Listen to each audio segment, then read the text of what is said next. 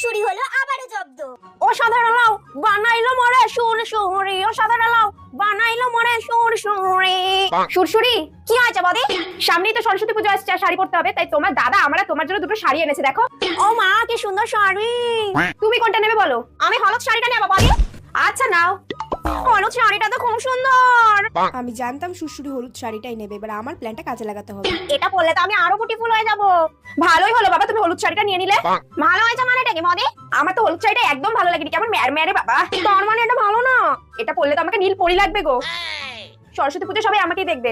বদি আমি এটা নেবো না, আমি ব্লু শাড়িটা নেবো। তুমি তো বললে হলুদ শাড়িটা নেবে, আবার নীল শাড়িটা নেবে বলছো কেন? না এটা নেবো না, আমার যেটা ইচ্ছা আমি সেটাই নেবো। ব্লু শাড়িটা আমায় দাও। ঠিক আছে নাও। এটা বেশি সুন্দর। এবার হলুদ শাড়িটা দাও। হ্যাঁ হ্যাঁ, এই পটি শাড়িটা তুমিই নাও।